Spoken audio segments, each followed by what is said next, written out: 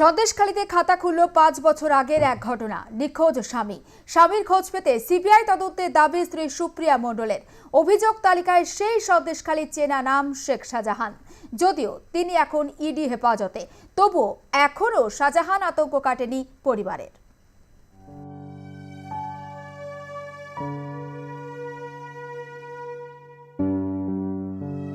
বিচারপতি মশাইয়ের কাছে আমার যে আমি আমার স্বামীর জন্য দেহ খুঁজে পাওয়ার জন্য আমি সিবিআই চাই, সিবিআই দিয়ে আমার স্বামীকে খোঁজা হোক।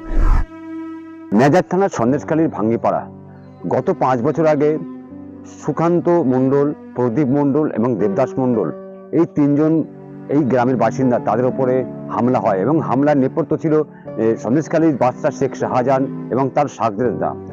পরবর্তীকালে দেখা যায় যে শেখ শাহজাহানের নাম এফআইআরে থাকলেও তার পরবর্তীকালে তার নাম কিন্তু কেটে বাদ দেওয়া হয়। মণ্ডল আমার স্বামী, উনি 2019 সালে 8ই জুন জামাই ষষ্ঠীর দিন সেখান থেকে আমার স্বামী নিখোঁজ হয়ে গিয়েছে।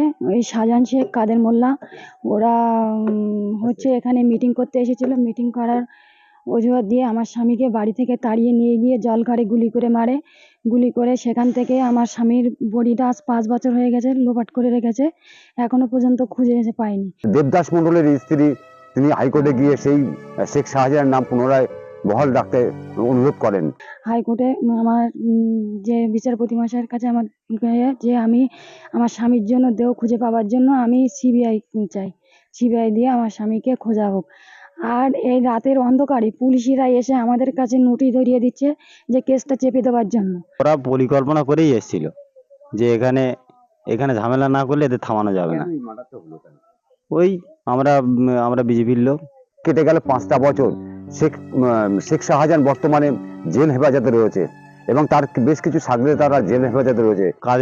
কাদের মোল্লা আছে, শাহজাহান আছে, আর বহুত জায়গার লোক ছিল। দেবদাস মণ্ডলের যেসব প্রতিবেশীরা রয়েছে তারা জানাচ্ছেন যে শেখ শাহজাহানের দাপটে আজও পর্যন্ত আমাদের রাতের ঘুম উবে যায়, যেহেতু শেখ শাহজাহান যেসব সাগরে রয়েছে সেসব বাইক বাহিনী এবং তার চালাচা মুন্ডা তারা কিন্তু আজও পর্যন্ত এই গ্রামের মধ্যে এসে রাতের অন্ধকারে এসে শাঁসায়। এই জেলে থাকার পরেও আপনাদের ভয় কেন?